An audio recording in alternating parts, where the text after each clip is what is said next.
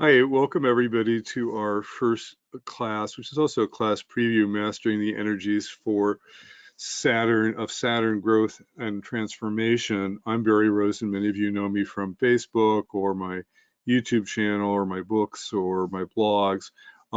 Today we're going to have kind of an overview of the class.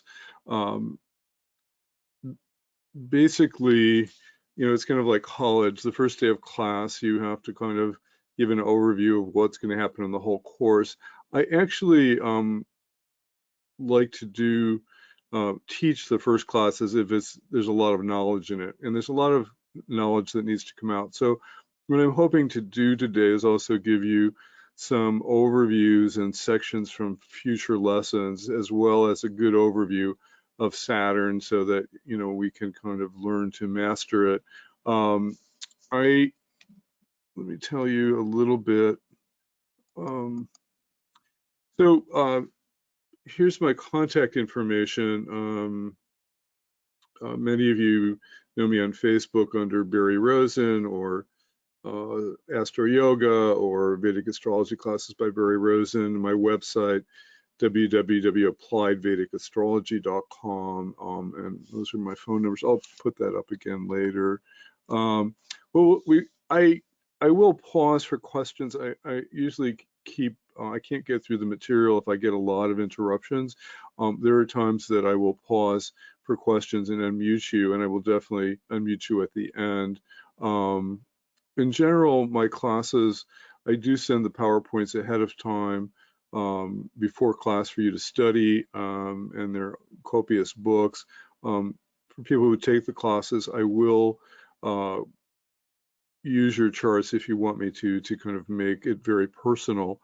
I don't like to take charts at the preview classes because I just don't really know you very well, and I don't like to answer questions about your charts without really studying it in detail. So it's one of the rules I have for today. The next class, live class, will be May 11th. So if you're interested in the class, that will be happening. Let me tell you a little bit about me if you don't know me. I've been involved in Vedic astrology since maybe 1985. I first started doing consultations maybe around 1987, 1988. I've done hundreds and hundreds of charts. I've been teaching Vedic astrology classes since 2016 online on GoToWebinar and GoToMeeting, and I've written 5 books on Vedic astrology, and some of you may, this is my favorite book. It's the last one that came out. It's the 3rd edition, Finding Your Blind Spots Using Vedic Astrology. It's got a lot of great wisdom in it. I've been, the nature of this class is about really understanding Saturn, because Saturn gets really kind of misunderstood. It's sometimes called the old devil because it causes a lot of suffering usually. But we really kind of need to understand that it's really kind of like the good college coach who works us really hard so that we're a better player and we win the race. And so it's usually through hard work, patience, and responsibility that we create a successful life. And the trouble with Saturn is people don't like to work hard or be responsible or be patient about things happening over time. I always think that Saturn's kind of like the race between the tortoise and the hare, and the tortoise wins because it's slow and steady wins the race. So I think we need to, it's important to understand Saturn and Saturn's afflictions, and we will have a lot of nice sections in our class about Saturn remedies. The course again covers 14 lessons. This is the first lesson, and we'll be looking at Saturn by sign, Saturn by house, Saturn dashas and bhuktis, survival guide to Saturn, Saturn transits, understanding sati and death, Saturn conjunctions, aspects, and retrogrades. Saturn has a huge impact on health. We'll have a whole lesson on that. I'll touch on some of that today in the preview. We also looked at Saturn-owned nakshatras, Pusha, Anuradha, and Uttarabhadra. If I may stick in Saturn in nakshatras when we do Saturn in the signs. I've been wanting to add that so that we really have a kind of a really in-depth understanding. For example, Saturn is currently just went into a new nakshatra for the next 13 months, Purva Bhadrapada, which is at 20 degrees Aquarius, and that Saturn transiting through there tends to create a lot of need for penance, for going into healing and meditation, and so those are things that really are supported during that transit. We'll also look at Saturn as Atma Karaka. We'll look a little bit at that today too. Atma Karaka is the planet with the highest number of degrees in a chart. It rules the soul, and it tends to bring more difficult karmic lessons. I have Saturn Atma Karaka, and I can probably write books on it, but it's quite a fascinating topic. We'll also look at Saturn remedies, mantras, and other basic remedies for Saturn. And I've thrown in a couple slides on that today to give you an idea, so that, you know, if you have Saturn conjunct K2, you use this mantra. If you have Saturn conjunct your moon, you use this mantra and things like that. So it's kind of wonderful to spend a whole 14 weeks on one planet, because you really, and I've taught classes on Rahu and Ketu, and we had a whole class on the sun and a whole class on the moon. And by the time, you know, you spend a whole 14 weeks on one planet, you really kind of, you know, you start looking at the sign and the house and the nakshatra and the aspects, and all this knowledge just pours out of you. So it's quite powerful to have that kind of depth. I do have a bunch of other courses online available, and you can check out my website at appliedvedicastrology.com under the webinar chart. And I usually start with some Vedic chanting, and that gets the gods on our side. And the tradition of Vedic astrology goes back to the Vedic priests who used to help people. They were like the village doctor, and they would help people with their karma and their health. And so it's always good to honor those traditions. Om Ganeshaya Namaha, Om Ganeshaya Namaha, Om Ganeshaya Namaha, Om Ganapatiye Namaha, Om Ganapatiye Namaha, Om Ganapatiye Namaha, Vakritunda Mahakaya, Suryakoti Samaprapa, Nirvigyam Kurame Deva, Sarvakarishi Sarvada, Jnanamulam Guru Murti, Pujamulam Guru Padam, Mantramulam Guru Vakyam, Mokshamulam Guru Kripa. Om Asatoma Sadgamaya, Tamasoma Jyotir Gamaya, Mrichoma Amritam Gamaya, Om Shanti Shanti Shanti. This is the most important prayer for Vedic astrology, because look at the translation. Lead us from ignorance to knowledge, from darkness to light, from death to immortality. And Jyotish means light, and Vedic astrology helps us see our blind spots, to move us out of ignorance and to move toward light and eventually enlightenment. Sahana Vavatu Sahano Bhunaktu Sahaviryam Karvavahai Tejasvina Vatitamastu Ma Vivishai Vahai Om Shanti Shanti Shanti. Om Aditya Samaye Mangulai Buddhaye Cha Guru Shukra Shanibhascha Rahave Ketave Namaha. Under the great ones, Lord Krishna, Goddess Saraswati, Goddess of Wisdom, and my Vedavyasa, who was the writer and cognizant of the Vedas, and my spiritual tradition, going back to Brahmananda Saraswati, all my great Jyotish teachers, particularly honoring Sanjay Roth, Kamal Sutton, and Bill Levacy. Okay, so okay, great. So let's get to today's talk. And as I said, I'll see if I can pause at different places to take questions, but it's hard for me to kind of monitor the chat. If you put questions in the chat, it's kind of hard for me to monitor it. And like I said, I can't get through the material. So in my classes, I do allow open mic, and we have a lot of dialogues and questions, but today is more about kind of a lecture for the most part, although we will take questions. Okay. I particularly want to honor a number of people who've helped me put together this talk, and I have written a book on Saturn called Mysteries of Saturn and Capricorn. Teaching this course is, it's a short book, it's a small book, it's $9.95 on my website, and it doesn't have nearly all the material that we're putting into this course, and I've been wanting to expand that book to 300 pages. So that's one of the reasons for doing this course. These are all the things that we talked about that we'll be doing for those who came late. Okay, so let's start with some knowledge. So let's look at the core archetypes of Saturn. So one of the words that we always use with Saturn is responsibility and hard work.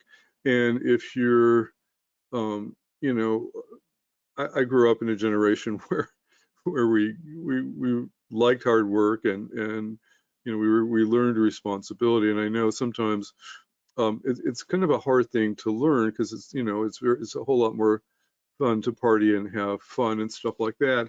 And at some point, you know, if you want to be successful, you realize you have to do well at your job, you have to show up regularly, and you have to work hard. And this is why Saturn is particularly difficult before the age of 36. Saturn ripens at age 36 because by then we should have learned that we've got to kind of take care of our family and show up at work and do a good job so that we can be successful and save for retirement. And before then, it's kind of, it seems like it's causing all kinds of problems. Saturn is also connected with meditation and the quest for enlightenment, with introspection. Key word for Saturn is suffering, pain, adversity, delay, and theft. Delay is the one challenge that we often have with Saturn because we kind of want it now, and Saturn kind of slows us down, and I'll explain what that is all about. And Saturn also governs pain. Sometimes you can actually see where you have body pain by looking at where Saturn is located in your chart and where it flares up. Saturn is also connected with the common man, with workers, like with labor unions and with democracy. So it tends to govern the little man. When it affects the first house, it can cause low self-esteem. So it has this quality of self-flagellation, of beating ourselves up. So particularly if you have Saturn in the first house or aspecting the first house, we tend to beat ourselves up a lot. And this, I see this in about 75% of the charts, and it's not real useful after a certain age. At some point, it can force you to work harder and become a better person, but if you're still holding on to it at age 50, it's really kind of an old pattern from your parents that's not useful anymore. Saturn governs the natural 10th sign of the zodiac, Capricorn, which is the natural 10th house. So it's connected to status. Saturn kind of wants Saturn governs work, and at work we want status, we want raises, we want position, we want more power. So it does have that kind of quality to it. Saturn by nature is slow, patient, and drawn out. When it's weak, it tends to create loneliness, depression, and frustration.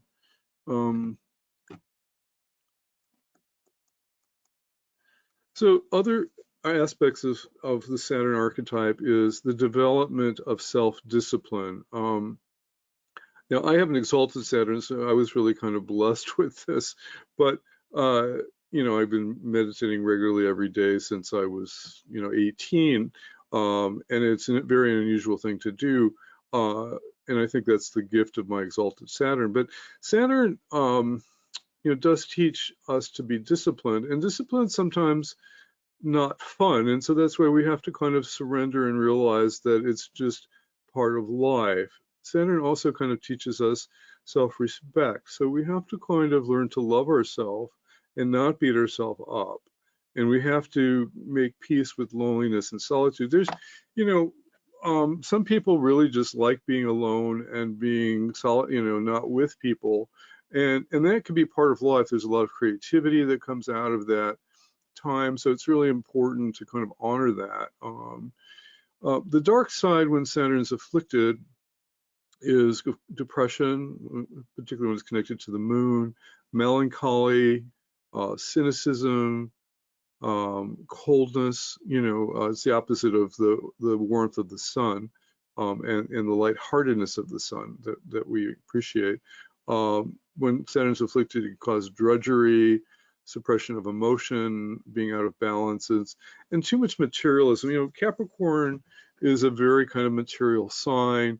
It governs infrastructure. It's the sign of business, one of the signs of business, along with the other earth signs, Virgo and Taurus. And Saturn particularly has a strong emphasis on materialism. And when it gets out of balance, there could be too much of that in our life. And at some point, if you get a lot of stuff and you're not happy, you realize that something is missing.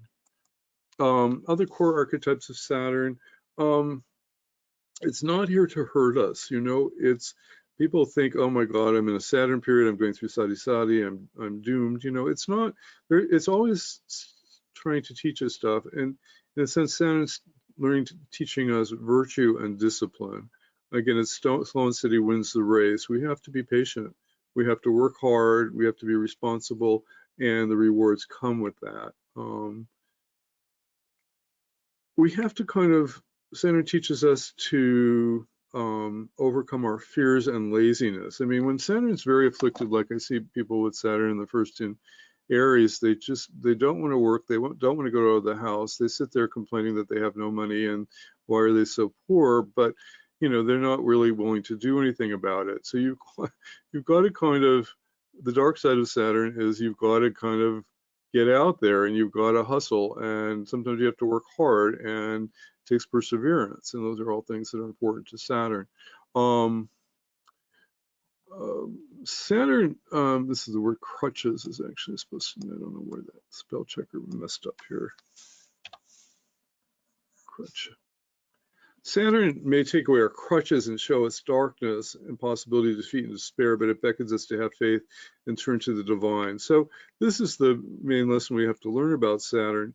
It does create problems. It does create sometimes despair, defeat, and some people just crawl into a corner and never get out of that. What happens is that there's a call to adventure here with Saturn. It's telling you to heed this call of suffering, to get up and correct your life and move out of addiction and isolation. And sometimes it's very hard. And it really forces we've got to find the courage. That's why one of the remedies for Saturn is often the Hanuman Chalisa, which is, if you read the Ramayana, Hanuman is connected to Mars and gives us the power to act and move forward in our life rather than to sit around and suffer and say, poor me. It forces us to believe in ourselves when the going is tough. So Saturn does create hard times. And do we just crawl into a hole and give up? Or do we find the courage to move forward? And we always have to find that courage.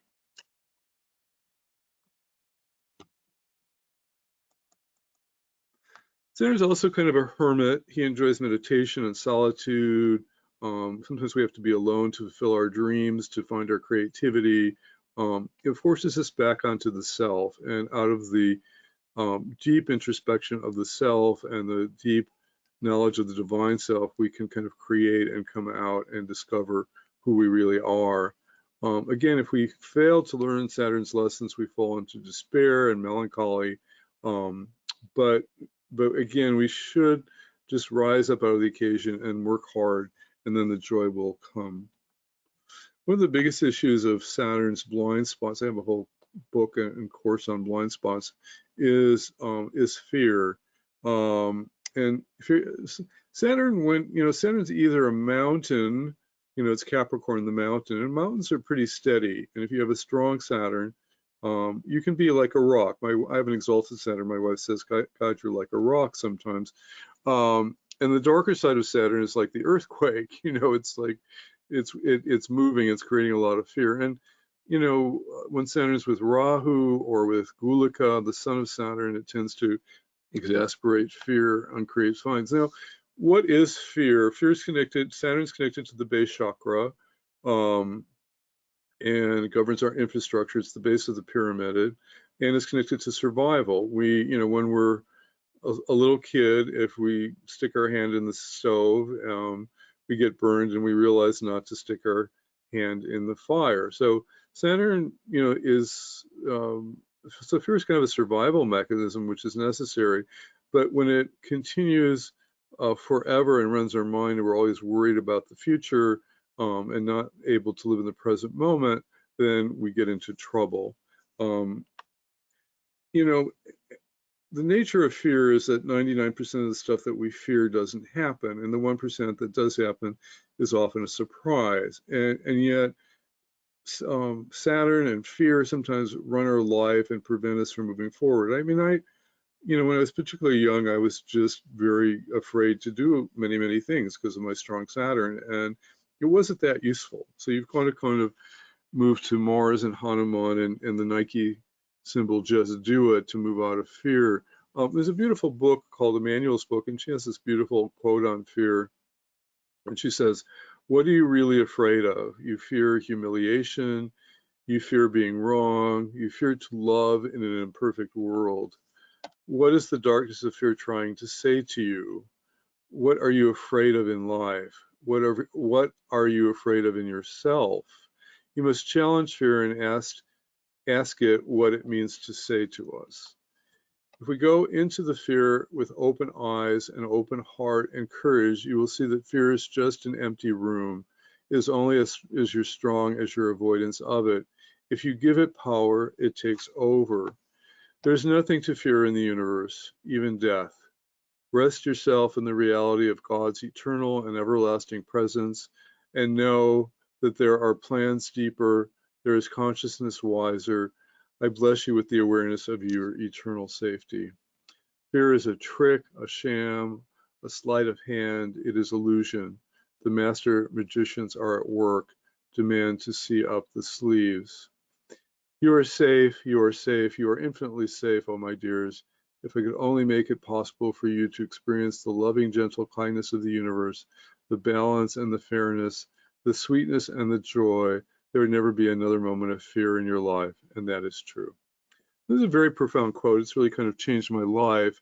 And we do have to, sometimes we have to challenge fear, and we have to challenge all the kind of crazy stuff that comes in our mind. Most of the stuff, our mind is the biggest kind of problem. I mean, deep at the core of our essence is divine love, and our mind makes up all kinds of crazy things that are going to happen to the planet and to us, and it prevents us from moving forward. And we have to learn to trust in the divine.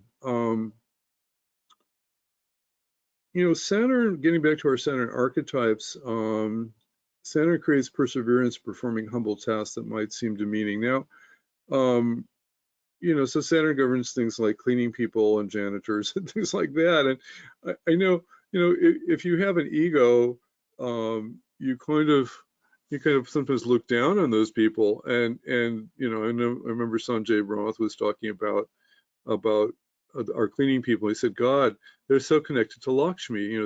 They bless us with cleanliness. Always bless your cleaning people, and they're humble. And for those of you who may have help in your house or you work with people like that, they have big hearts and they're wonderful, and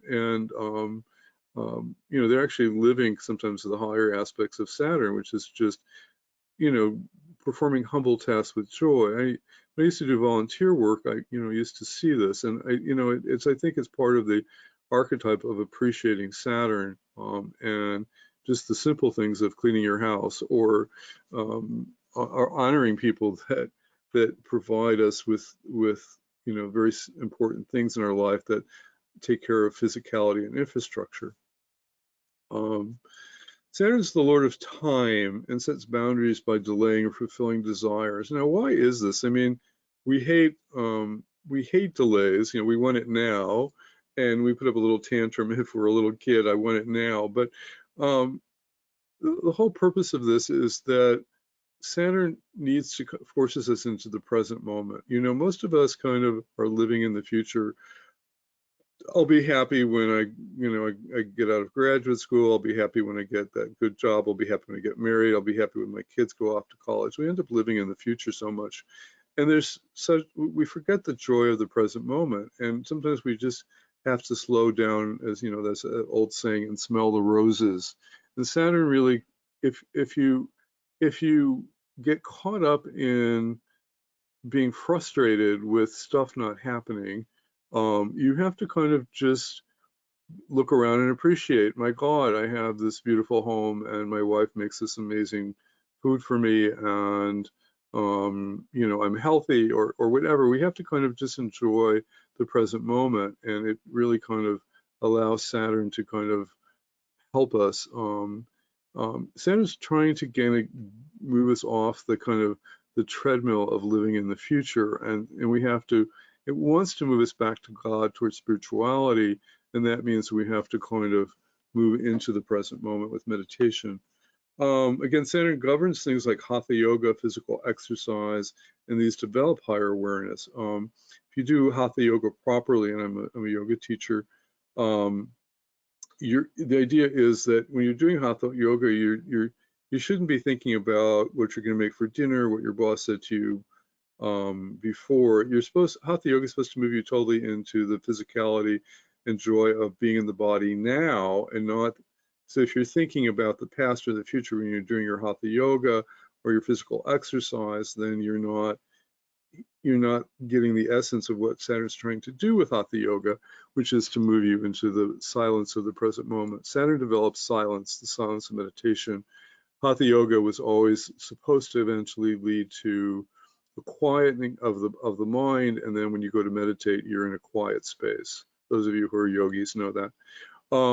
Mentally, Saturn can be cold and dry and logical and wanting to find the truth, and can be scientific. It governs Capricorn and Aquarius, which are more kind of material scientific signs. We get a lot of scientists, particularly coming out of Aquarius, and it has that kind of cold science aspect, which is just part of life. Saturn is connected to technology, more so with Rahu, but and that is something that is also important. Saturn when it's afflicted, tends to cause health problems, and usually health problems kind of wake us up to some way that we're not taking care of ourselves. So whenever the positive way of looking at Saturn and health problems is to say, how am I not taking care of my body? Am I not feeding it the right foods? Am I not exercising it right? Am I not, taking care of it? And Saturn is reminding you got to do that. Saturn does well in the 7th house because it upholds marriage. Saturn is least happy in the 1st house, where it causes a lot of self-esteem issues and health problems and delays in life. It's really one of the more miserable places to have Saturn, whereas Saturn in the 7th house has what's called Digbala. The 7th house is marriage and partnership, and it reminds us that marriage is a long-term, slow process that takes lifetimes to kind of master, and we have to kind of enjoy the slow steadiness of the race and not jump out of that marriage the first time it's uncomfortable. Favorite fantasies of Saturn: getting back to the land, finding your roots, feeling the earth, retreating from the city into nature. So Saturn likes those kind of, in the hippie movement, there's this kind of big movement to going back to nature and getting out of the city, and that was kind of a very kind of Saturn call. Saturn's very down to earth, no nonsense, no prisoners. So Saturn likes facts. It governs hardcore science, and it likes facts. It doesn't want to get caught up in nonsense and fantasies that sometimes happen with spiritual life. But still, Saturn loves meditation. It loves silence retreats. It loves being quiet to kind of transcend, and that leads to kind of deep moments of inner wisdom. So Saturn, as you know, is exalted in Libra, which is the natural seventh sign of the zodiac, which is where we just said Saturn likes the seventh house because it's associated with steady marriage and the long haul of being dedicated in marriage. Saturn is debilitated in Aries. We won't see that until maybe 2027, until 2029. And when Saturn's in Aries, it tends to kind of rush around like a rabbit, and Saturn needs to be quiet and slow and steady. So Saturn in Aries is a particularly difficult transit. Saturn, of course, owns Capricorn. It co-owns Aquarius with Rahu. We have Saturn transiting Aquarius now, which is good for whatever house is owned there because it's in its own sign. Again, we don't like Saturn in the first house. That's called Marka Karaka. You know, these spell checkers are terrible. Marka Karkastana. I have that elsewhere in the slideshow. It does well in the seventh house. It's friends with Venus and Mercury. It's neutral to Mars, and it's particularly enemies with Ketu, Sun, Moon, and Rahu.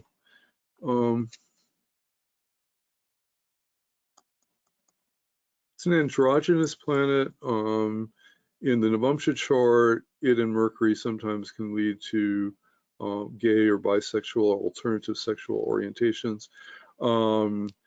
It's considered tamasic guna. Tamasic guna just means it's more into material things. When its highest nature comes out, it likes meditation and spirituality, but it often can get lost in more stuff and more technology and stuff like that. In Ayurveda, it's connected to the vata or the air element. So when it gets out of balance, anxieties increase. It's good friends. It does really well for Taurus and Libra rising and that kind of thing.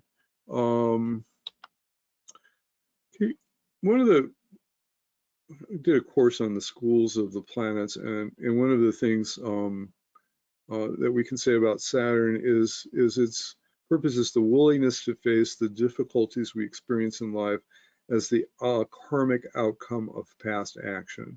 So Saturn is very synonymous with karma, and if we've messed up in past lives, and we've all messed up, then when stuff comes back to us, you know, with health problems or financial problems or difficult problems, Saturn tends to bring back these problems. We have to kind of face our karma with perseverance, and we have to kind of forgive ourselves for the past. Sometimes we don't understand why we're suffering in the present, and it's because of something that we've done in the past, and if we've hurt other people then in the past, then we get hurt again. And Saturn kind of forces us to go through our karma with perseverance and acceptance, and not, you know, we get people, well, Saturn doesn't like complaining. You know, if you get on the phone with somebody who's complains to you for an hour about their life, you know, you're exhausted, they're exhausted, and it seems like kind of a pretty worthless conversation. So yes, we all suffer, we all have difficulties in life, but we have to accept our karma with responsibility and not get into complaining, poor me, my God, you know, I don't act like a victim. You know, it's a whole other aspect of karma. We can't totally cancel our karma. Sometimes if we are supposed to get off at exit 303 and we miss it, we can't get off until exit 304, and we have to kind of just go through it. We can't do a whole lot about it. And sometimes when we see karma coming, we can do some mantras and do some remedies ahead of time so that we can get off at exit 303. But oftentimes, once the karma erupts, we have to go through it, and we have to do that with perseverance. Again, ultimately, Saturn wants to move us beyond materialism towards spirituality. And so Saturn, if you haven't taken up meditation practices and you're suffering from Saturn, Saturn does really well with meditation. So I often, people are suffering with Saturn problems, I said, have you taken up meditation yet? It's just what you need. We'll have a couple lessons on Saturn dashas. If you're in a Saturn dasha, Saturn dashas aren't always bad, and all dashas are never bad for everything in life, and we have to learn some of those principles. But Saturn, if it's in Capricorn, Aquarius, Libra, Taurus, Gemini, or Virgo, and it's connected to the 3rd, 6th, and 11th houses, and it has favorable aspects from Jupiter, Venus, or Mercury, it may bring out good things, particularly for Libra and Taurus rising. It owns really good houses, and it tends to bring good things. We shouldn't always fear a Saturn period, and it's not bad for everybody. It never feels good. I mean, that's the problem. Sometimes Saturn periods can bring good results, job status, more money, and material gains. It never quite feels good because it's Saturn. You know, there's some loneliness, sadness, or something like that. But we can master it through meditation and exercise and things like that, and other remedies. The affirmation I came up for a positive Saturn dasha was, I trust the process of change and loss and turn my sights on the divine. So when things don't go, I'll read that again. I trust the process of change and loss and turn my sights on the divine. So basically, if we get too stuck in materialism and suddenly Saturn takes away our house or our relationship or our bank account, you know, we need to turn to God in those moments. And if we don't, if we just sit in our house and drink or turn to drugs and moan our losses, then we've missed the whole point of what Saturn is trying to do. Now, Saturn dashas, when Saturn is afflicted, can be pretty difficult. We don't like Saturn in Aries, Cancer, Leo, Scorpio. We don't like it connected to the 1st house in particular. Most of the houses that Saturn is in can produce difficult dashas, except the 3rd, 6th, and the 11th. If Saturn is connected to malefics like Mars, Ketu, Rahu, or the Sun, then it can really be a difficult dasha period. It can create abandonment, feeling forsaken, marooned, emotionally dry, unsupported, lots of fear, loneliness, melancholy, persecuted, victimized. You know, there are a lot of really dark things. It can create a lot of health issues, particularly in old age after age 70. And our affirmation here is that I'm not rushed, I accept delays and setbacks, I work hard, and I handle my life responsibly. So, you know, even when you're going through a difficult Saturn period, you've got to kind of, you know, not give up and just keep moving forward. On the positive side, Saturn karma, you know, when it's strong in our chart, shows that we're able to shoulder our responsibilities and persevere through difficulties and remain our personal convictions regardless of social pressures. On the negative side, when Saturn's afflicted, it creates laziness, a refusal to make an effort. Good phrase for Saturn affliction is, why bother?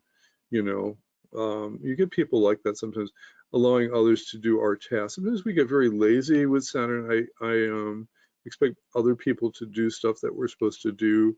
You know, we can be a lazy kid and living with our parents, and our parents are still taking care of us, and we're 35. So it's not a good quality that Saturn really wants to kind of cultivate. Another dark side of Saturn can be excessive material ambition. You know, more money, more stuff, more money, more houses, more stuff, more stocks, more bonds, more, and eventually, you know, even if we work hard and we get all of that, we realize we just have a lot of stuff and we're not happy. So it's important to kind of cultivate something higher. You can't do everything. So the challenges of Saturn is to uplift and to spiritualize. So we have to kind of crawl out of the dark cave of Saturn and to uplift. We have to ask ourselves, are we willing to commit to the world and lift the world? And one of the remedies for Saturn is to do service work and to help others. And Saturn Aquarius now in transit is beckoning us to do that. Aquarius is a sign associated with groups and our role in society. And do we rise up and donate our time to help others, or do we get selfish and crawl into our material pit of more stuff? Are we over concerned with duty and achievement so that it causes too much stress in our life? Yeah, sometimes Saturn, I have this problem with exalted Saturn, and it's sometimes I work 70 hours a week and I'm just used to it, and it's just but does it cause too much stress because it's out of balance? We always have to balance accepting spiritual responsibility for ourselves with our destiny. And again, Saturn doesn't like complaining, and we have to kind of just go through it and do the best we can. Saturn and past karma. Saturn is connected to guilt, fear, self-imposed restrictions. It creates pain and suffering, and again, when it does that, it's beckoning us to do something with our life, to change it. And most of our society, they drown themselves in drugs and alcohol rather than face what they need to do to change their lives. Saturn can be connected with the past, with guilt and shame, really kind of dark energies that really kind of take us down into the dungeon. We have to learn to come out of the light, come out into the light, accept our imperfections, and move out of the stagnation and realize that God has a plan and we can help others and not stay stuck in suffering. Saturn and Moon connections often create loneliness, self-isolation, and depression. That often can lead to alcoholism if you have Saturn Moon connections in your chart. It's important to get out and socialize. The big remedy for Saturn is Venus. Saturn and Venus are good friends, and so that should tell us that if Saturn gets isolated and lonely, you'd better get out of the house and join some groups and be with a bunch of people, or get a massage. I always tell Saturn people to get a massage because Venus is touch and love through touch. Meditation, yoga, and breath work all support moving out of depression. That's always a good remedy. And if we're depressed, we need more prana in our diet. Depending on your body type, you have to talk to an Ayurvedic practitioner. Sometimes we need more raw salads and juices to overcome depression. I'm going to save this for the next lesson. Okay, so one of the lessons we'll have in the class is on Saturn remedies and mantras, and there's specific remedies and mantras that we can do for Saturn. We'll have some general ones. Not everybody likes Vedic mantras, but I did list these here. So if you have Saturn conjunct, I'm just missing C here, or aspecting the rising sign, or in your natal chart, the mantra is a Vishnu mantra, Om Vishnave Namah. One of the things I realized, Jupiter Jupiter and the Sun are more connected to Shiva. Saturn is more connected to Vishnu usually, and Vishnu is the maintainer. It governs business and infrastructure, and so I often recommend Vishnu remedies and mantras for Saturn, because if there are material problems, you need more Vishnu. If there are health problems, you need Vishnu to maintain your health. So Vishnu is always a good remedy for Saturn. And then we have something called the Arudalagna, which is how we appear to others, and we've taught that in our classes. And so how we feel inside and how other people see us sometimes are different. Once in a while, somebody will have a good Arudalagna conjunct Jupiter or Venus, and everybody loves them and wants to be around them, but inside they feel miserable because they have Saturn in the first house. But if you have Saturn conjunct the Arudalagna, or transiting the Arudalagna, you're not going to get a job.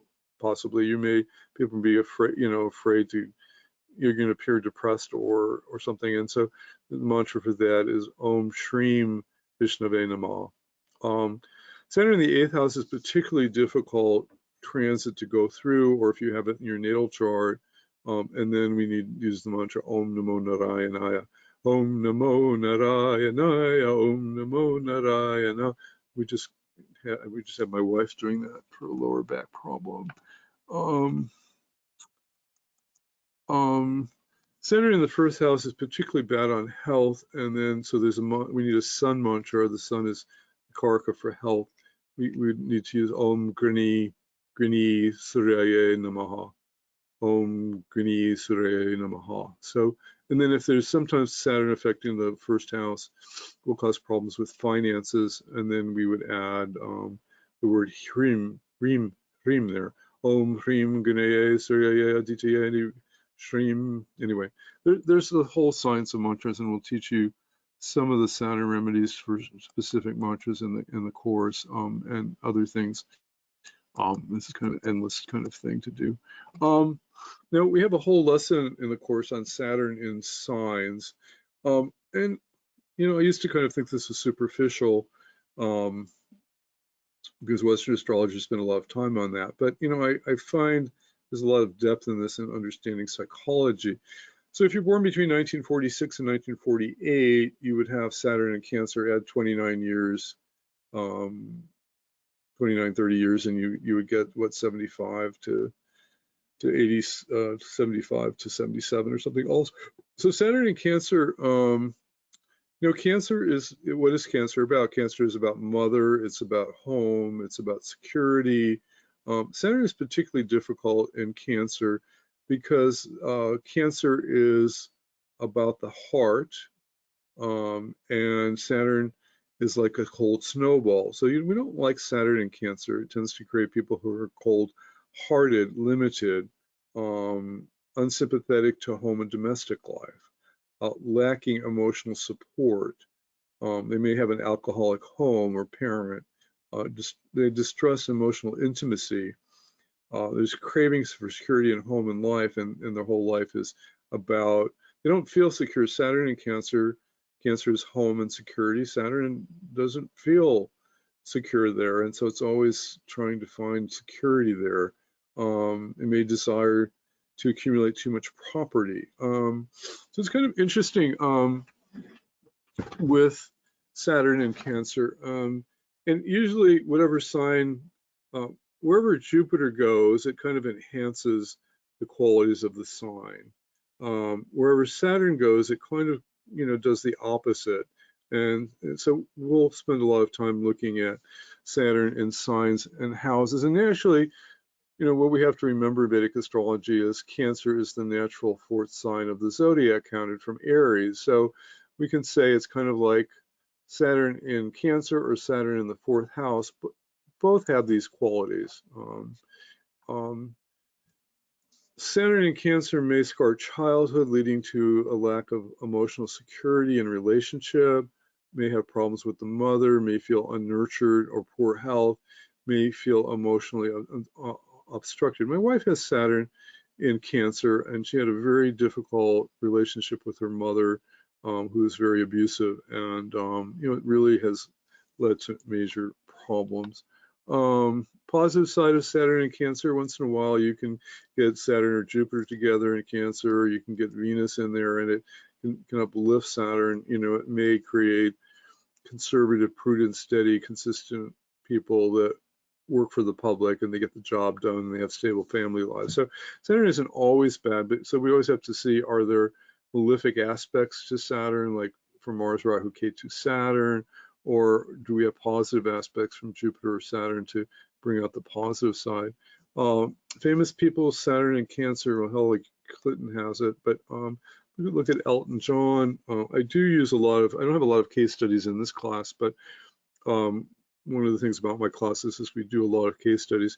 Here's Elton John, one of my favorite musicians, and I'm Scorpio rising, and no wonder I like him. He's got Jupiter in Scorpio right on my ascendant. My ascendant is at 4 degrees. He's got Jupiter right on my ascendant. Naturally, I would like Elton John. But he's got Saturn in Cancer there. It's in the 9th house.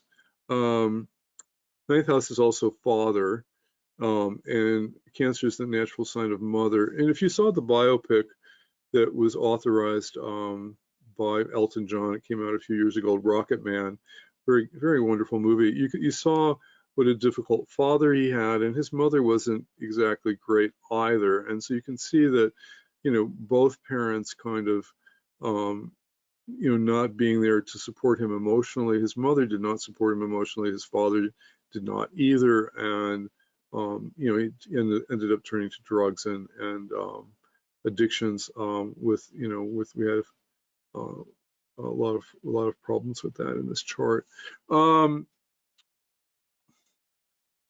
Saturn in Leo is another interesting one. I picked Cancer in Leo for, we'll do all the signs, but because they're the more difficult placements, I think, because Saturn doesn't do well with the sun and the moon. And Leo is the natural 5th house of the zodiac. So if you're born 1948 to 1950, you have Saturn in Leo, add 29, 30 years, and you get 77 to 79, something like that. Now, I have a lot of friends with this positioning, and it's a very interesting, Leo, think about what happens. Saturn is like a cold snowball, and Leo is a fire sign, and so like Saturn is putting out all the light.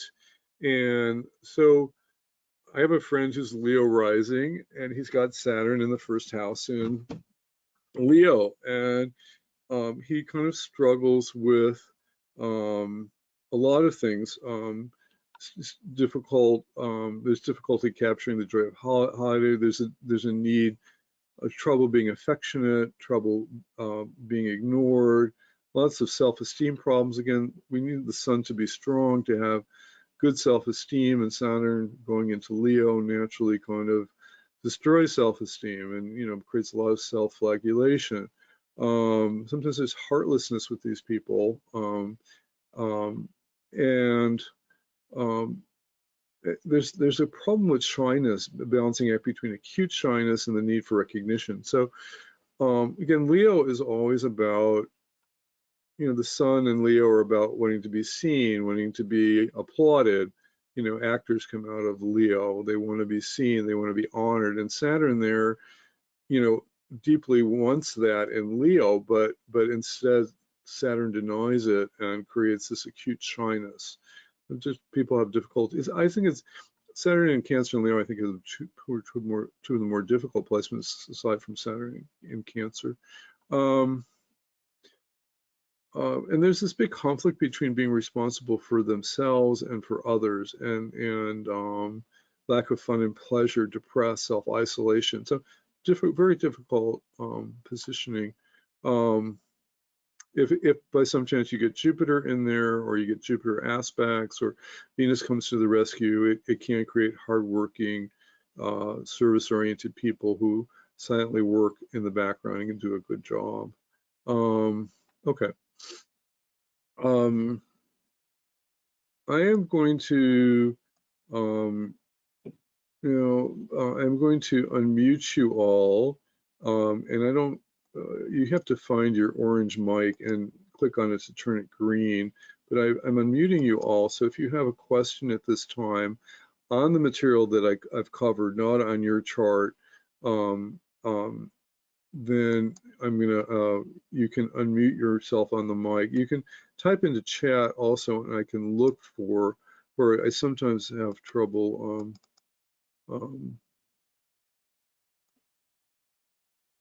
Okay, I don't know. It has the old thing in there.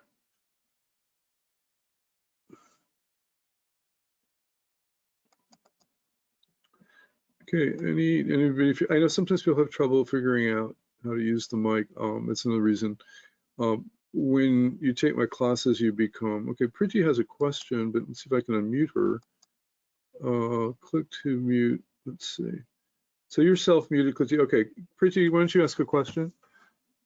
Can you get on the mic? Yes, can you hear me? Yeah, speak up.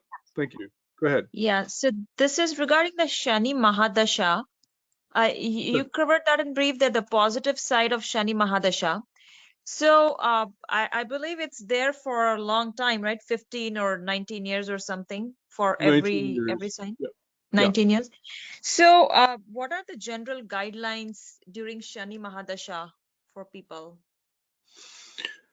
Well, yeah, it's a general question, but one of the things when I teach dasha, I mean, not everything is bad for everything during Shani Mahadasha. You have to look at the Varga charts, and you have to see what issues may be coming up. And we have like 2 full lessons on this, so there's a lot of knowledge to understand our survival guide for Shani Mahadasha. I think in general, it's you have to kind of work hard, be patient, be responsible, do your remedies. Yoga, meditation are really good. Exercise, is good because it gets you in your body and sometimes out of the mind. Saturn has a really strong impact on the mind with negative thoughts and fears and self-deprecation. So you have to kind of be more in your body with yoga and be in the present moment. You have to take care of diet and health more specifically because Saturn dashas will bring up health issues, and depending on what's afflicted. So Saturn just requires, when you're in a Saturn dasha, it just puts Saturn in the first house because we rotate the chart around Saturn, and that requires us to kind of pay attention to health, to meditation, to yoga. We can, do more Vishnu Sahasranam. There are a lot of things that we can do, but we have to kind of, there's this whole, I don't like people to get into fear mode about Vedic astrology. Oh, I'm in a Saturn period. I'm doomed for 19 years.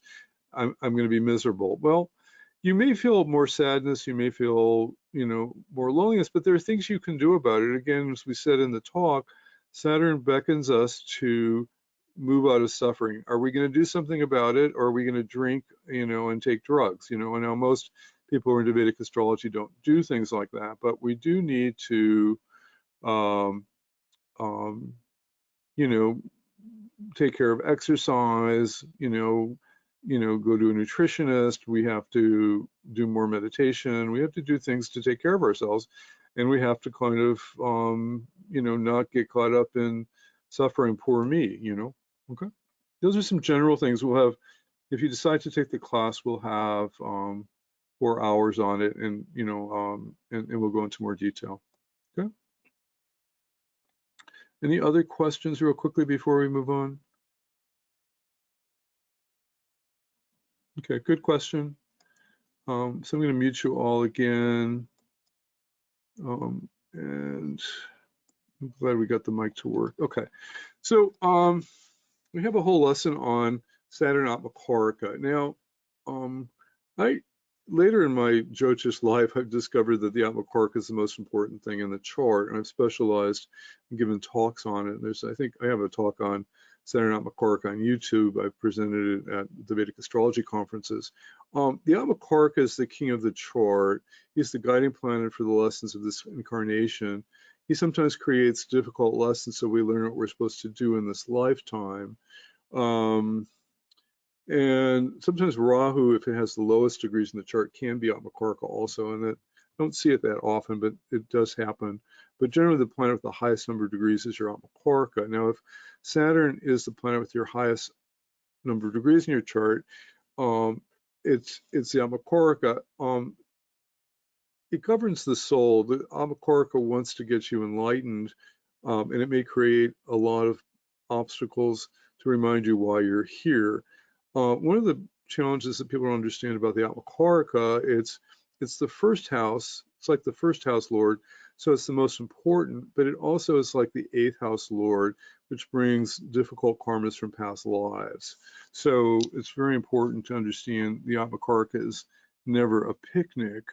Usually, I just never see and people don't understand it. I think it's the most important thing. We studied it in our Gemini classes. It sometimes creates suffering to move us toward deeper spiritual awareness. And if we don't discover meditation and get on a spiritual path, then the Atma Karaka may cause suffering much of our life. It wants to spiritually advance the individual.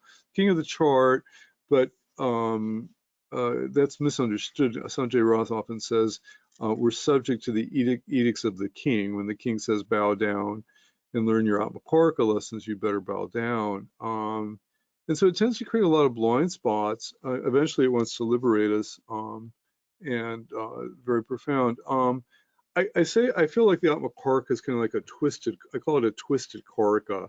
You have that phrase, twisted sister, but twisted. Karaka is the word for signifier in Vedic astrology. And not all Atma Karakas are difficult, but they do cause problems. Whatever houses they in, whatever planets they're in, they tend to cause problems. And I'll show you, I have Saturn Atma Karaka. I'll show you my chart in a minute. Saturn is the Karaka for suffering and pain and sorrow. So if you have Saturn Atma Karaka, it's important to share the sorrows of others and support them. So sometimes you get people who are indifferent to your suffering, and you need them to listen. And if you have Saturn Atma Karaka, it's very important to be there for your friends who are suffering and to support them. Now, in my life, becoming a Jyotishi and doing people's charts, I'm always dealing with people's sorrows and suffering and helping them to get through it. So that's how I've kind of worked through that. And it's one way of working out that karma. Here's my chart. I tend to use South India more than North India. I will use both in classes. I always teach people you need to be ambidextrous and know both charts. Here's my chart, Scorpio rising. I've got Saturn retrograde in the 12th house. It's 27 degrees. It's a little bit higher than Jupiter at 26 degrees. So it's the Atma Karaka. And so we can look at what's going on with the Atma Karaka. It's in the 12th house, which is connected to service and dedication in marriage. It can also be connected to expenditures. My Venus and Saturn are in a Parivartana Yoga, and Venus, Saturn, an exalted planet, won't move in a Parivartana Yoga. So Venus actually goes into Libra here. So it creates problems with women and marriage on some level as part of my Atma Karaka lessons. And because I have a Saturn-Mars opposition between the 6th and the 12th house, tends to, my biggest challenge in life with the Saturn Atma Karaka has been the Vedic texts talk about when you have Saturn in the 12th exalted, you have lots of servants. Now that is not something that we have in modern life, but I have had, when my financial company had 9 employees at some point, and, my lifelong challenge in life with the Saturn Atma Karaka has been problems with employees and learning lessons about honoring them. And I understand it, and I do it, and it still comes up. This is a very famous chart of a woman with Saturn Atma Karaka, Elizabeth Kubler-Ross. I don't know how many people know who she is. She wrote a very famous book called On Death and Dying. She would interview people who had died on the operating table and then came back to life and recovered. And she would interview them, and they would share what they saw when they died and how they crossed over and they saw the light and their whole life flashed in front of their faces, showing them all the good things that they had done in life. But she also lived in Switzerland during World War II, and she helped people escape Nazi Germany into Switzerland. And so she helped a lot of people. This is a very great chart in many ways. It's Capricorn rising. It's Aquarius rising for having a need to work with humanity. And it's got Jupiter in Aquarius, which actually does very well there. Jupiter does well in Aquarius, a good combination. Jupiter's aspecting Saturn, trining Saturn. Saturn's also about the same place my Saturn's at. It's Atma Karaka at the end of the sign in Libra and exalted. Now, because of her exalted Atma Karaka Saturn, I mean, she did not get to live in she had to emigrate. She did not get to live in her native land. Saturn owns the 12th. She ended up, living in Switzerland and then coming to the U.S. I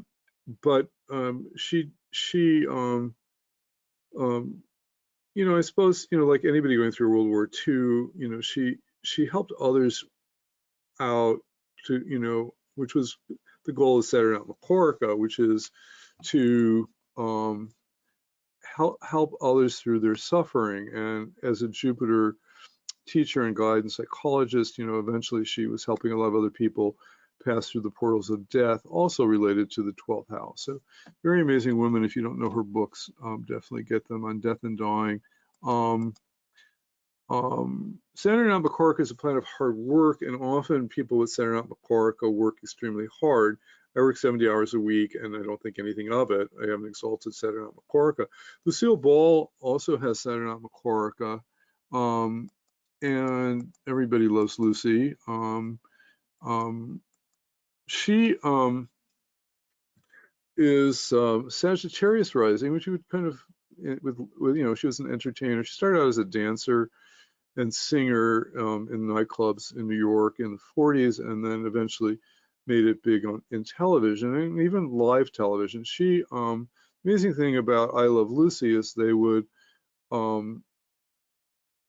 rehearse the show all week and then broadcast it live in front of a live audience. And if you know, that's like putting on a play every day, rehearsing all week, and then doing it live. And it was this amazing amount of work that goes into it. She has a particularly difficult Saturn Atma Karaka. It's conjunct Mars and Rahu and Saturn, and it's in the 5th house. Now, her probably little known fact, or I mean, if you've seen all the biopics, obviously she divorced her husband at some point in the late 50s. They went on to create this incredible TV studio, Desilu Productions, that made all the famous television shows from the 60s, Gomer Pyle and Andy of Mayberry, and all kinds of wonderful shows. But she worked really, really hard, and that Saturn Atma Karaka worked really, really hard. She had an alcoholic son also. Little Ricky eventually had problems with alcohol and addiction, and that was connected to this difficult yoga in the 5th house of children, and created a lot of suffering for her. Still, you know, she overcame so many things, and she died in her Saturn period. Also, we think with Saturn debilitated and being in the Atma Karaka, but still very beloved public person with Moon in the 1st house. Okay, what else am I going to tell you? Let's look at we're going to have a lesson on Saturn transits and Saturn aspects, and let's have a little bit of that now to give you kind of a flavor. I'm trying to give you little parts of the course that we'll spend, you know, 2 hours on or 4 hours on, you know, just to give you the ocean in a drop here. Let me take a little water.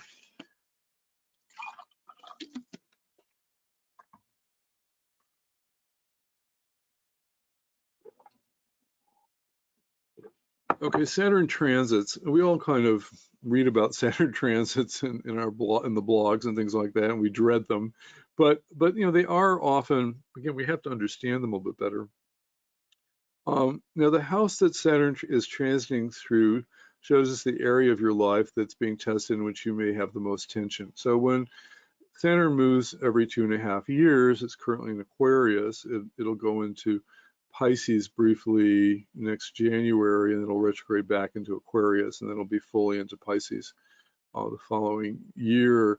And so whatever, the good news about Saturn in Aquarius at the moment is it's in its own sign. So it supports, you know, in my case, Saturn is my 4th house, which is connected to vehicles and home. And so Saturn transiting through my 4th house, even when it went retrograde, you know, we had a lot of repairs and cleanings and things that came up, but in the end created a nicer home, and it's supporting home during the Saturn transit. That's because Saturn's transiting through its own sign. Normally Saturn through the 4th house, if it weren't in its own sign for me, would be a difficult transit, because it tends to bring up Saturn 4th house is home and mother and heart, often may create problems with mother, or if you're a younger person, or it may create deep emotional issues that you have to heal when Saturn goes through it's the fourth house. But so whatever house Saturn is going through, this is a difficult year because a different year because Saturn's in its own sign. But when Saturn goes into Pisces, whatever house is connected to Pisces will be an area that you need to work on. So if Pisces is your seventh house, if you're Virgo rising, Saturn going through Pisces will bring up issues about relationship that you haven't dealt with, on how to be a better partner. Will that transit succeed for you? It depends, and there are ways that we can judge that. But wherever Saturn transit, it challenges us to work on that area of life. And to be more responsible about it, to be conscious about it. So the thing about it is Saturn seeks out truth. Saturn is not, you can't be in a fantasy world like Jupiter or Neptune. Saturn forces you to be real, to be truthful. And so when Saturn goes through a particular house, it's forcing you to be real, to be truthful and say, I've got to deal with this. It's a problem. And if you don't do that, you have problems. Sometimes Saturn will create losses around things that you need, or if you need to let go. Saturn going through the seventh house, sometimes even the eighth house, will create a divorce or a breakup. And probably that relationship wasn't working if it's broken and you're not dealing with it. Saturn going through the seventh or the eighth house may force you to get real about the fact that you don't love this person or that you're unhappy with this relationship. And in the end, it's a painful thing to go through, but because you went through that difficult, truthful experience with Saturn, you may eventually settle with another partner that is the love of your life and that suddenly fulfills everything that you need. So ultimately, the divine is always, in the long run, creating something that's better for us. Whether we're willing to kind of experience that and not complain about it is always tricky. So Saturn's transits can create depression, sadness, physical loss, emotional loss. Again, we have to deal with it by getting enough exercise, going into meditation, finding God, maybe whether at church or at our temple, staying out of addictions and accepting responsibility for what the problems that we've caused. Again, Saturn destroys illusions. It makes us face reality and to grow up. And that's why Saturn blossoms at 36. When we're young and we're going through Sadisat and things blow up, we kind of suddenly do we decide, okay, it's time to get a job, it's time to earn money, or do we just go to another party and get drunk? I mean, it's what happens, sometimes if we don't face the reality that Saturn teaches, particularly at young age. Sadisat is not as difficult the second and third times around. Sadisat, as everybody knows, is when Saturn goes the 12th house, the first house, and the second house from the moon. It's particularly difficult in the 25th nakshatra from the moon, which is connected to the mind. And that's where Sadisat starts. And we'll look at all this in great detail. But not all 7 years of Sadisat are difficult. We usually Saturn takes about 12 to 13 months to go through a nakshatra, and so usually 3 of the nakshatras that Saturn goes through are difficult, 3 or maybe 4 of them, and the 12th, and they may bring up health problems or finance problems or subconscious issues that need to kind of get developed. There are other difficult Saturns. Everybody knows about Sadisat, but Saturn, fourth from the moon, is also very difficult. It can bring a loss of happiness, problems with career and relationship. Saturn eighth from the moon is particularly even the most difficult transit. Actually brings breakups, divorces from partners, deaths in the family. Saturn over the natal sun can be difficult for loss of status or problems with one's father. And it turns out Saturn 10th from the sun is a good transit. No one looks for that one. Saturn, again, the 10th sign of the zodiac is Capricorn. Saturn does support work and status. As Saturn 10th from the sun is a good transit, and it's one that people forget to look at. Saturn returning to its natal Saturn position, which happens every 29 years, so around 2958, and if you live a lot longer, you go through what Western astrology calls a Saturn return. And a Saturn return is often about a new career beginning. At 29, I gave up my career in academia as a college professor and went and studied finance and became I was interested in financial astrology. I started a newsletter about predicting the markets, which I still have that business 35 years later. My second Saturn return around 59, 60, I decided that I was tired of dealing with clients' finances, and I started doing more personal Vedic astrology charts and teaching Vedic astrology classes. So Saturn, kind of beckons us to every 30 years to do something new. And Saturn returns kind of work on other levels too. I was talking, Dennis Harness, who many of you know from the Sedona Vedic Astrology conferences. The Sedona Vedic Astrology Conference turned 29 a couple years ago, and Dennis had this crisis, and he said, I can't do it anymore. It's just too stressful to put on these conferences. I'm going to stop taking all the responsibility around putting on these conferences. And Kishanati Nakshatra, Sean, who you probably know, took over the conference for him and been doing it online. I'll be speaking at that conference again in November this year on Rahu, wounds and mass this year, by the way. Okay. So the real problems with Sati Sat come as Saturn stations over your natal moon. So sometimes, Saturn moves kind of slowly, and once in a while, when it goes stationary retrograde, it will stop and be at the same degree for 2 or 3 months. And if your moon is right there, then that's when Sati Sat turns into hell, because the moon is the emotions. And Sati Sat is particularly bad if it's combined with Mars, Rahu, and Ketu, the other malefics.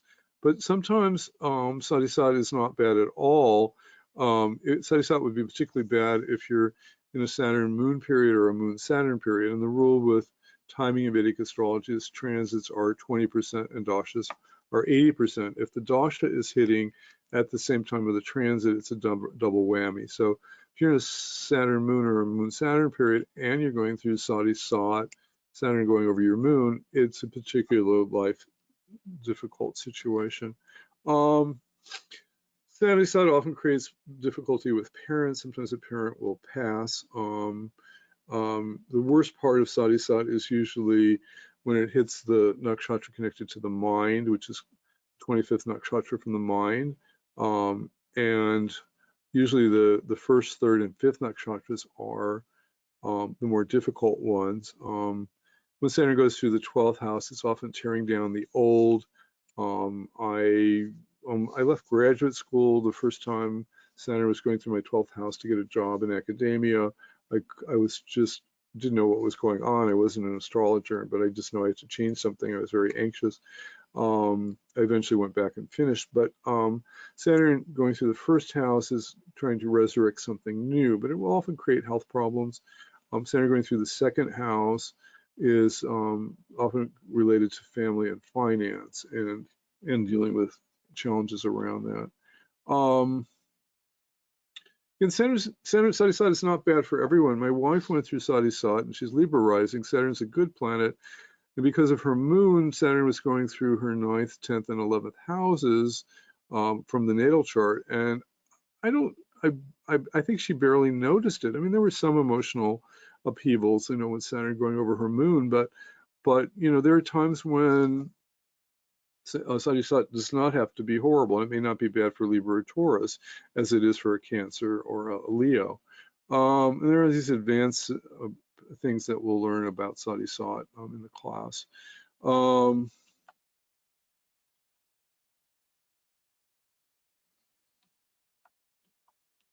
This is a repeat. Oh, that's interesting. Okay. I covered a lot of material already, and I sometimes try to keep these previews to an hour and a half. So our classes are often 2 hours, but it does give me a little time to take questions and to give you some more information. So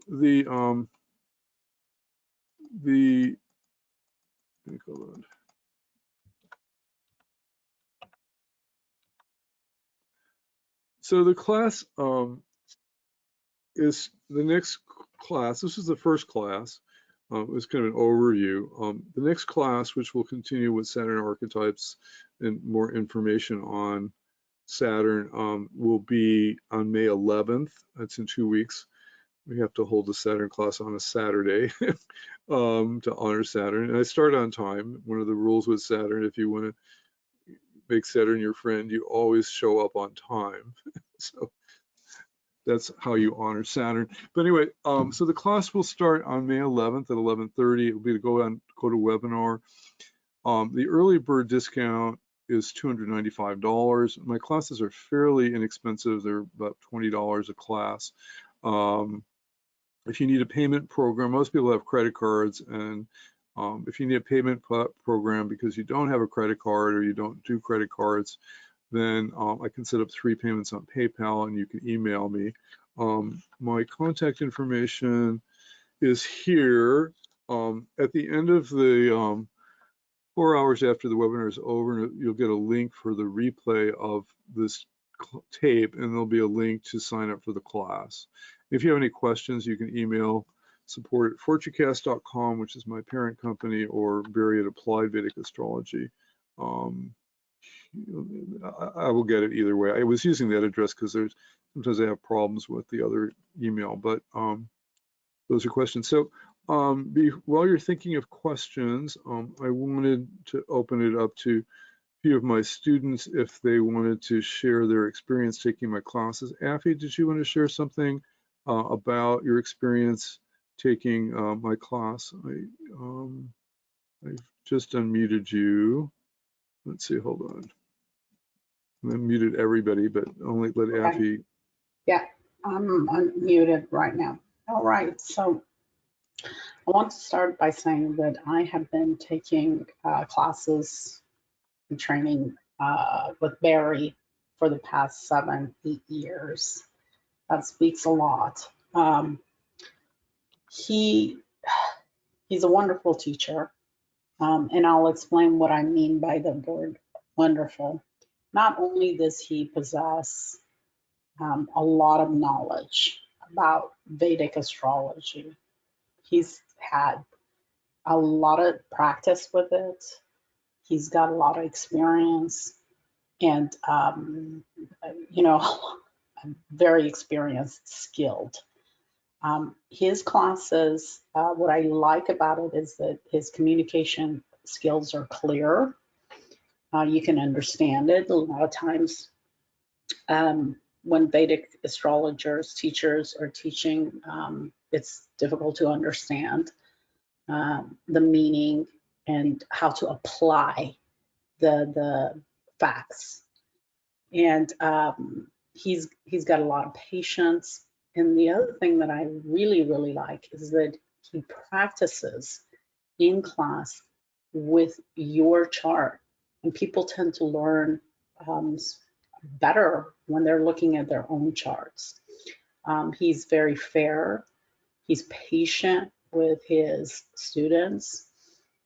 He has a lot of empathy, and he's got a lot of passion for Vedic astrology. And the way he looks at Vedic astrology and teaches it is from a place where he wants you to heal, and he wants you to advance spiritually as well. It's just, he's a wonderful teacher. I could just go on and on. He's been practicing Vedic astrology for decades. So you can't get any better than Barry here. I highly recommend Barry. And I got to tell you, like I said, I've been taking his classes for the past 7 years, and I've learned so much from Barry. And when I do other people's charts, they're amazed. You know, I don't want to toot my own horn, but they're amazed at some of the information, knowledge, and accuracy that I have. And I gotta say, I learned it, most of it from Barry here. So thank you, Barry. I really appreciate it. And I hope you guys sign up for this because Saturn is really important. Thank you, Effie. That was wonderful. I have a few other students on here. Alice or anybody, would you like to share your experience with my classes? You don't have to. I don't mean to put you on the spot. If you don't, that's fine. Yeah, I was just trying to unmute it. Can you hear me? Yeah. Oh, okay, good. Yeah, I'm happy to share because I've learned so much from Barry. He really just offers, you know, this depth of experience and knowledge that I haven't learned from other teachers. And he's very generous with it. And, you know, sometimes when I'm listening in class, it's like a tree with a whole bunch of fruit that falls and you're just trying to gather up as much as you can. And, you know, I'm very grateful for being able to learn from him because, like I said, there's just a lot of depth in his teaching that you probably won't read in a book, and that he just has that insight that comes with a enlightened guru. So I just wanted to say that. So thank you. Okay. Can I add something else? What Alice said kind of reminded me. Okay, so Barry also is not arrogant. He's very humble. I've taken classes and I've, you know, watched YouTube videos of different teachers, and there's a level of humbleness and really caring about his students and caring that the students learn. You know, I really like Alice's analysis of the tree that willingly gives to you. So he doesn't hide anything. He wants you to learn. And that's, I like that about Barry. Yeah, I agree with that. Yeah. Thank you, guys. That was very great. I'm very humble. That's why I have to ask people to kind of, I mean, people don't even know who I am or what I offer sometimes because I'm just so quiet and humble. It's that Saturn, Atma, Karaka. But I do offer a lot, and I do care very much about all my students. I have unmuted all of you. If you have any questions, you can find your orange mic and turn it green. And if you're having trouble, you can hit the raise your hand and I can try to unmute you and help you. And if you have any questions, or if any of my other students want to say anything, that's fine.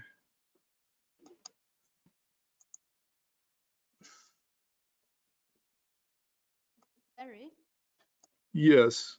I just want to add Oh, something. Maria. Okay, Colin. You're gonna have to speak up. I can hear you, but you're gonna have to. Your mic's very quiet, so you're gonna have to speak really loudly. Can you hear me now? A little louder. It's still pretty quiet. You might have to shout. Can you hear me now? Yeah. Yeah, I just want to add one. There's so many things I could also add to what was said before. But what I also like is when we speak about humble, it is like you really invite everyone to share their knowledge as well when we're doing the case studies and so on. So we also learn from each other, and you are so humble when others come with their knowledge and just takes it as well. That's only the great teachers do, actually, learn from everything. So we get so much added knowledge into this these things. It's great.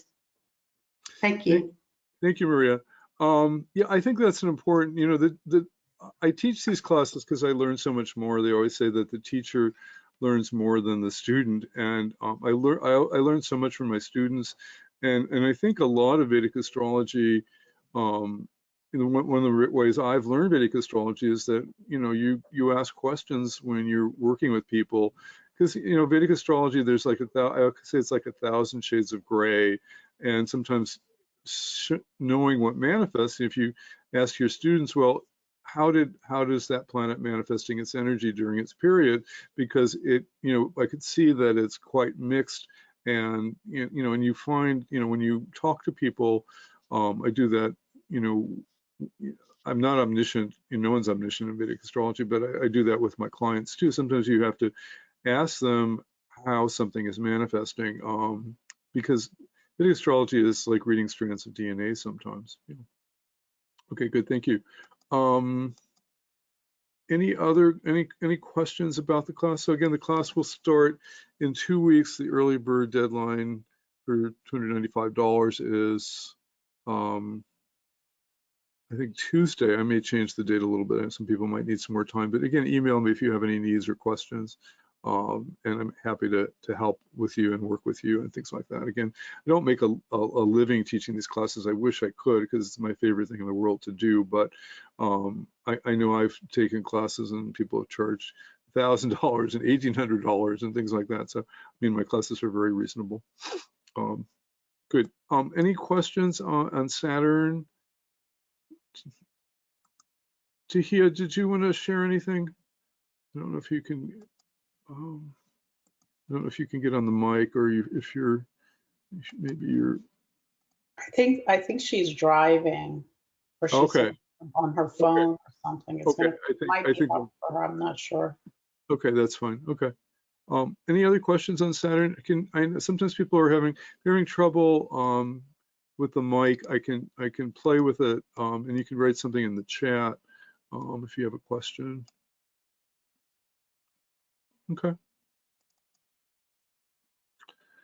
Okay, well, I'm glad to end a little early. It saves my voice, and my ideal is to actually teach 1.5-hour classes, but then we'd need like 16 classes, so I end up teaching 2-hour classes. But 1.5 hours is a good amount of time to kind of let stuff seep in.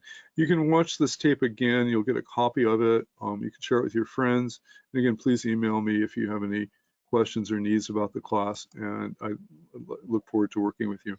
Okay, so I will officially end the webinar, and I look forward to seeing you in my future classes. Take care. Thank you. Bye-bye. Bye-bye.